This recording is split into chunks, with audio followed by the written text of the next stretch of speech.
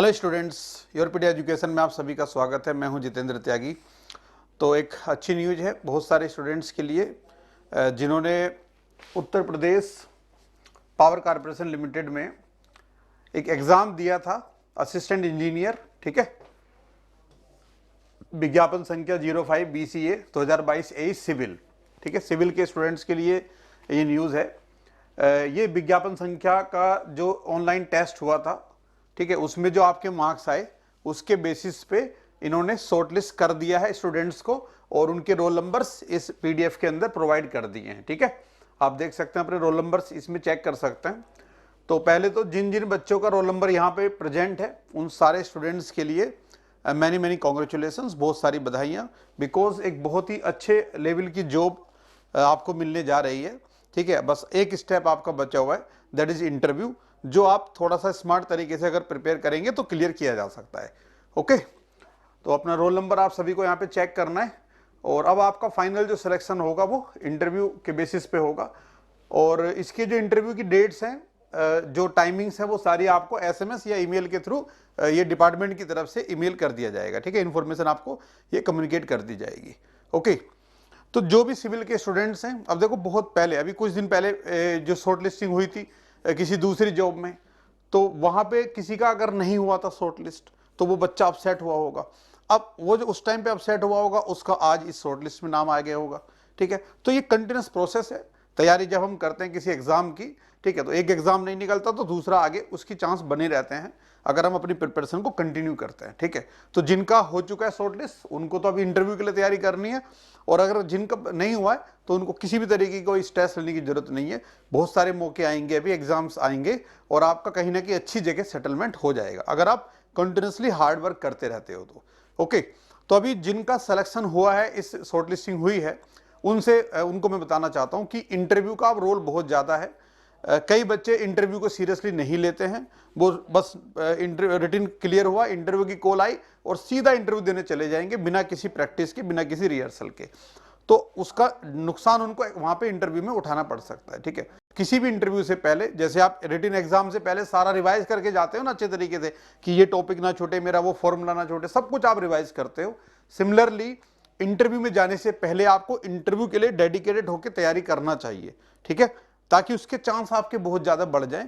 Best perform आप अपना वहां पे करो और सिलेक्शन आपका फाइनल हो जाए। ओके, तो इंटरव्यू के लिए क्या क्या जनरल चीजें होती हैं वो हम पहले भी कई बार डिस्कस कर चुके हैं कि भाई कॉमन सबसे सिंपल चीज है तो भाई इंट्रोडक्शन, ठीक है।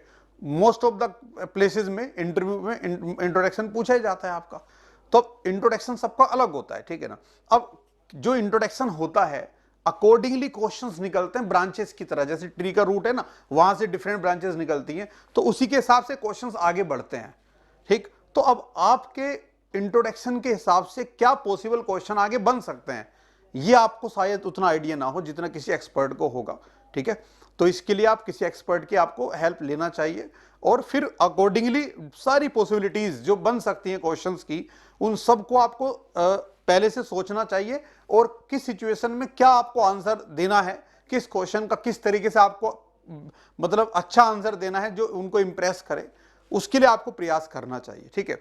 अब स्टूडेंट्स की ये सब समस्याओं के लिए हमने क्या किया, यूरोपीडिया एजुकेशन आप जानते हो कि स्पेशली इस डायरेक्शन में काम करता है सबसे ज्यादा, मॉक इंटरव्यू के डायरेक्शन में, ठीक है। बहुत सारे स्टूडेंट्स जो आजकल अलग अलग पीएसयूज में सिलेक्शन ले रहे हैं वो यूरोपीडिया एजुकेशन के मॉक इंटरव्यू प्रोग्राम को ज्वाइन करते हैं और उसमें बहुत सारा इंप्रूवमेंट उनके अंदर डेफिनेटली आता है, ठीक है ना, और उसके बाद उनका फाइनल सिलेक्शन होता है। तो अभी इसके लिए भी स्टूडेंट्स ने अप्रोच करना स्टार्ट कर दिया है और इस मॉड्यूल के लिए, मतलब असिस्टेंट इंजीनियर सिविल इंजीनियरिंग जो आपका इस जॉब के लिए है Uttar Pradesh power corporation limited में, तो इसके लिए स्पेशली इंटरव्यू पैनल्स रेडी हैं और आप ज्वाइन कर सकते हैं। ओके, तो जो भी आपको यूरोपीडिया एजुकेशन का ये नंबर यहाँ पे स्क्रीन पे भी दिया रहता है, उस नंबर पे कॉल करके एग्जीक्यूटिव से आप डिटेल में बात कर सकते हैं और आप पता कर सकते हैं इस मॉड्यूल के बारे में, ठीक है, कितने इंटरव्यूज होंगे, किस तरीके से चलेगा, सारी इंफॉर्मेशन आपको वहां से मिल जाएगी। लेकिन आपको करना चाहिए सभी को, ठीक है, इंटरव्यू का, क्योंकि ऐसी अपॉर्चुनिटी बार बार नहीं मिलती है। रिटन एग्जाम क्लियर करना उतना आसान नहीं है, आपने बहुत ज्यादा मेहनत की है, हो सकता है कि 2 साल 3 साल 4 साल 1 साल अलग अलग टाइम के हिसाब से आपने कंटिन्यूसली मेहनत की है, तो अब लास्ट की जो स्टेज है इसमें कोई भी नेग्लिजेंस नहीं चाहिए, ठीक है। ऐसा नहीं कि इंटरव्यू आप ज्वाइन कर लोगे इंटरव्यू प्रोग्राम तो 100% आपका सिलेक्शन होगा, ठीक है, ऐसा कभी नहीं होता। लेकिन आपके चांस बढ़ेंगे, जो आपका अगर 50% प्रोबेबिलिटी है आज, ठीक है, आपकी जितनी भी आपकी कैपेबिलिटी है उसके हिसाब से अगर 50% चांस है तो डेफिनेटली ये 50 से 80 पहुंचेगा, ठीक है, क्योंकि इंप्रूवमेंट डेफिनेटली होगा। और वही अगर जम करके 100% पहुंच जाता है बहुत सारे बच्चों का, ओके, और उनका सिलेक्शन हो जाता है फाइनली, राइट। तो सारे स्टूडेंट्स जो भी यहाँ पे शॉर्टलिस्ट हुए हैं वो बात कर सकते हैं एग्जीक्यूटिव से और इस मॉड्यूल को ज्वाइन कर सकते हैं। Okay, all the best all of you.